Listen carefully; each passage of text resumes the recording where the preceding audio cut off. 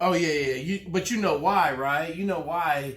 I mean, they don't want to pay for it all, and so like I got a PET scan, a nuclear PET scan. It was like $14,000. I believe it. They don't want to pay for that when and I told you in the conference, like pretty much 100% of combat arms has CTE at some level, based on the military, on their military exposure.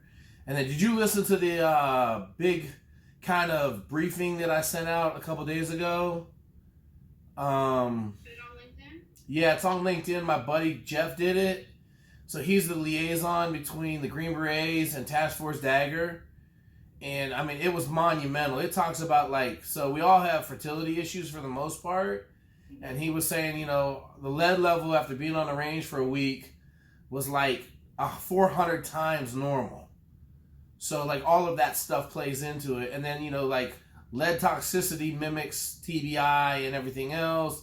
He was like, it's all the same problems, different avenue where everybody's getting it from, Yeah, there's a host of issues, and it was just interesting because you and I know the reality of like what military life is like, and I can't remember the name of the individual, but he spoke up, was just basically like they need to stop letting these guys go out after they have a concussion, and Yeah.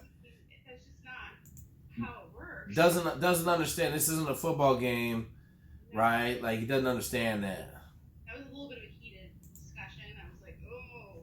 Yeah, because it's hard for people to understand. Just like when you go down range with a SEAL team and it's only 16 people, like there may be 8 of you there. Like you can't go out with 6 people because a couple people are banged up.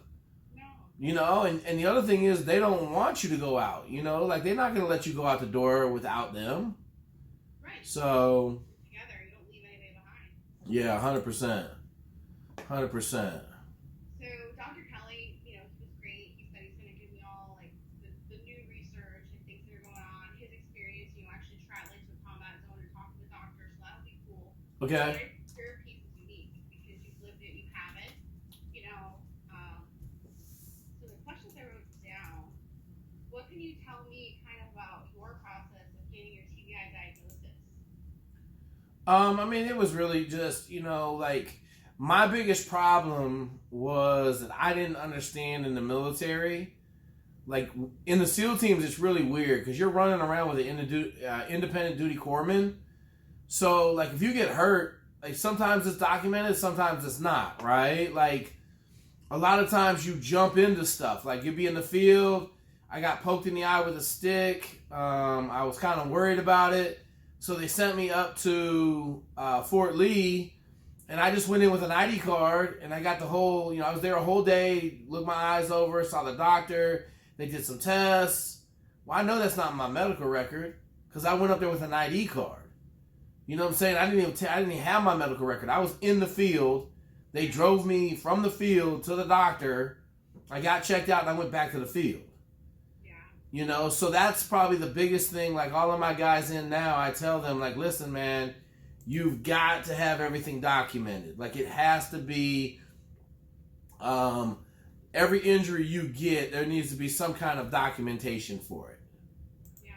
So. Yeah. So that. But about my diagnosis, right? Like, so for me, like they kind of fought me on it, but I'm just like, look.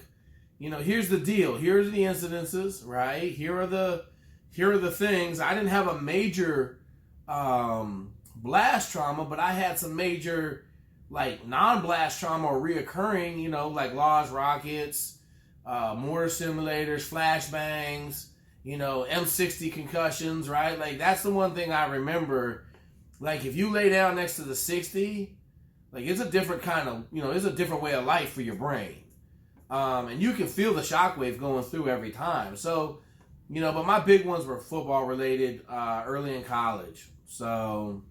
Yeah, no, there's no doubt that it can be traced. So they fought you on it. I mean, how long did that extend your process of getting the diagnosis?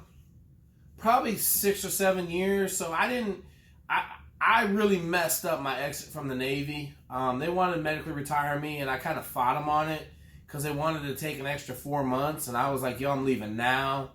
So I kind of walked out the door I didn't have my VA. I hadn't even filed my VA claim until like 3 months after I left the Navy.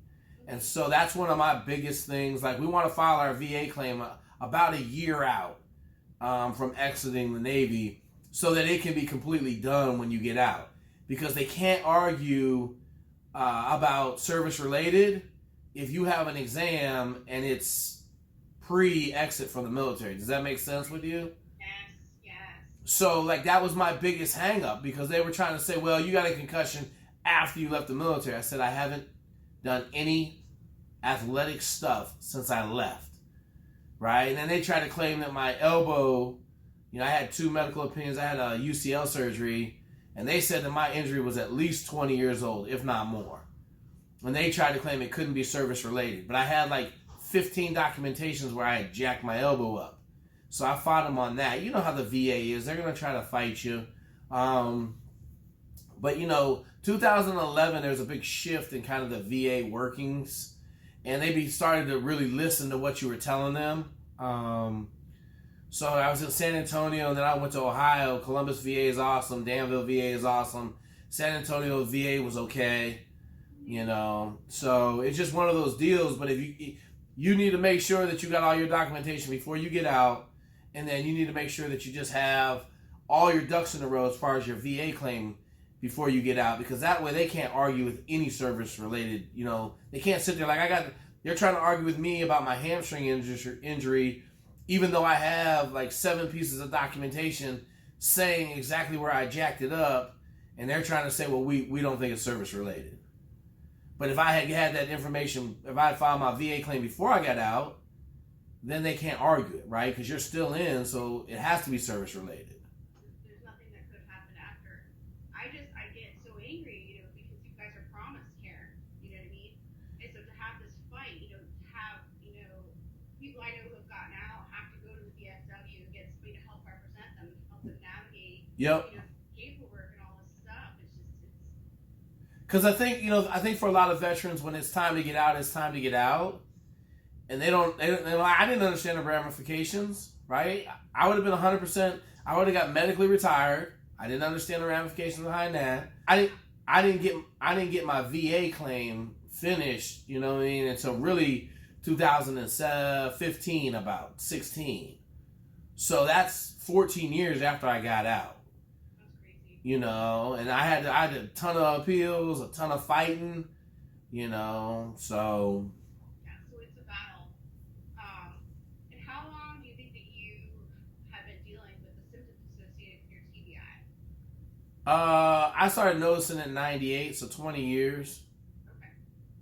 So that was like when you were in, you kind of started. Yeah, like I started having some balance problems in the middle of the woods, and it was kind of interesting because I didn't really know what it was, but now I know, that's one of the earliest signs when you start having balance problems. So, yeah, and I still have that problem to this day. You walk us through the stuff that you follow, like what you do. Yep. On a basis. So, how would you rate your symptoms today versus 20 years ago with all the stuff that you've been doing, the treatment you've been given? Yep. Well, I'm going to say this. So, like, when you get to 42, and I talked about this, right? When you get to 42, your HGH levels and your oxygen blood levels decrease to a level that you can't repair your brain function every day. So you start seeing kind of a manifestation of prior damage that's been repaired every night, by your natural system. And so, for me, like, things started to get, I'm not going to say bad, but, noticeable roughly about 43, 44. And so for the last 4 years, I've been kind of dealing with it. But the last 3 years, I've been on general quarters with it, just, working on all the stuff that I said, like all of the functional medicine stuff that's really helping me out. Yeah. And then, you kind of touched on this at the conference too, your struggle to really get other SEALs and military guys to seek help, or veterans to seek help. What barriers are you seeing? What is stopping them? Well, I mean, the number one thing that I would say is the fact that it's just so hard to deal with the VA if you're not in the system, right? And then there's this big pride issue. Like, I fought it my first time. You know, I had a SEAL tell me, hey man, you got some issues. And I'm like, you know, I gave him the good old standard reply, F you. You know, and then he like hammered me for an hour and I was like, all right, I'll get it checked out, you know, and